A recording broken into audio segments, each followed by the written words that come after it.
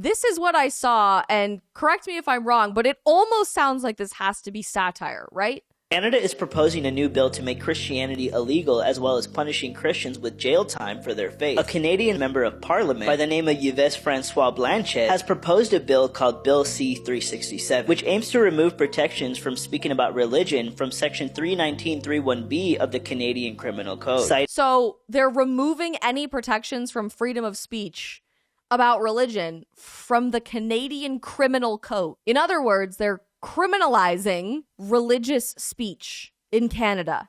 You guys see why I thought this might be satire, right? Like, there's no way this is actually real. This enactment amends the criminal code to eliminate as a defense against willful promotion of hatred or anti-Semitism the fact that a person in good faith expressed or attempted to establish by an argument an opinion on a religious subject or an opinion based on a belief in So you couldn't even say an opinion and a personal opinion on a religious subject? Religious text. This would make quoting the Bible illegal under the guise of hate speech and would make it a criminal offense to speak up about certain sinful lifestyles that the Guys, what are we doing? Jail for offering your opinion on sin.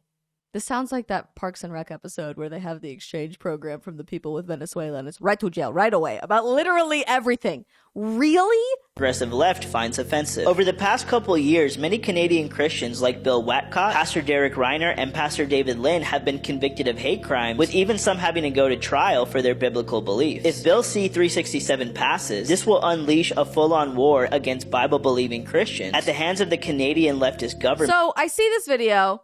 I obviously lose my mind. I'm like, there's no way this is actually a real thing that Canada is working to pass. Because if it was, it would not be a free country in Western civilization anymore.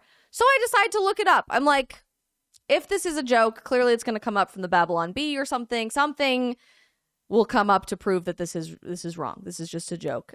It's not. It's 100% real.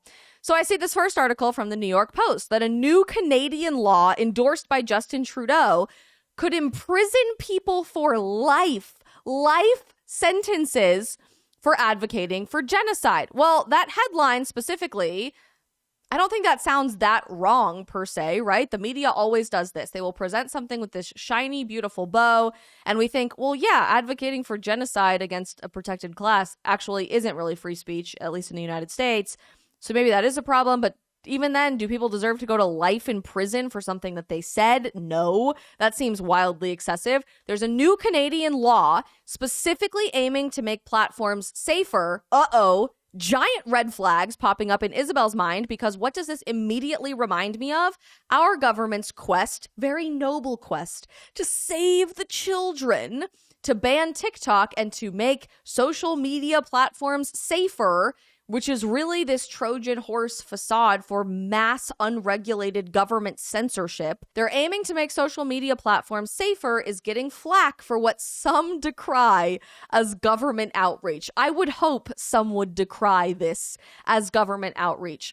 This bill was introduced late last month, and it's called the Online Harms Act. Yikes. Immediately, I get imagery of the bills that are currently in debate in the United Kingdom as well, that are really just trying to ban entire platforms like Rumble because we said so, because save the children, because that's what free speech is now, apparently, would allow judges to imprison adults for life if they advocate for genocide. I don't love people advocating for genocide. That's wrong. Technically, in the United States, we already have parameters around this on what constitutes free speech in an example like this. But even then, should people be going to prison for life for something like this? I don't know. And is that the only thing that this bill is seeking to accomplish? No. In fact, arguably, this is the most Orwellian piece of legislation I have read in my entire lifetime. And even the author of The Handmaid's Tale, Margaret Atwood, has personally criticized this bill as what she is calling Orwellian. And here's why. The law, in addition to allowing judges to imprison adults for life if they all of a sudden engage in hate speech or advocate for certain things that are no longer able to be advocated for. Genocide not even remotely covering the vast majority bulk of this legislation. It also allows provincial judges in Canada to impose house arrests and fines to people under certain circumstances, specifically if there is a reasonable ground under Canadian law to believe a defendant will commit an offense, as was reported in the Wall Street Journal. So literally, what this bill is doing is empowering the judiciary in Canada to put people who have never committed a crime, who've done nothing wrong, who haven't even been accused of a crime, under house arrest if they think someone will commit a crime. If they think you will say something offensive. And this is not specifically targeting some very specific groups of people, conservatives, religious people. How? This is 1000% a unilateral attack on people that criticize the Canadian government. A conservative author called it the most shocking of all the totalitarian, illiberal, and anti-enlightenment pieces of legislation that have been introduced in the Western world in decades. The bill specifically would increase the maximum penalty specifically for advocating genocide from 5 years to life imprisonment, and from 2 years to 5 years for the willful promotion of hatred. So even if you yourself don't, quote unquote, encourage genocide, which in today's extremely controversial climate related to Israel and Hamas in particular, I would be fascinated to see how that's applied under law. Who really is advocating for genocide? I would love to see from the mouth of a Canadian judge. But even if you don't say something that heinous, if you say anything that the government deems to be the willful promotion of hatred, you will get 5 years in Canadian prison.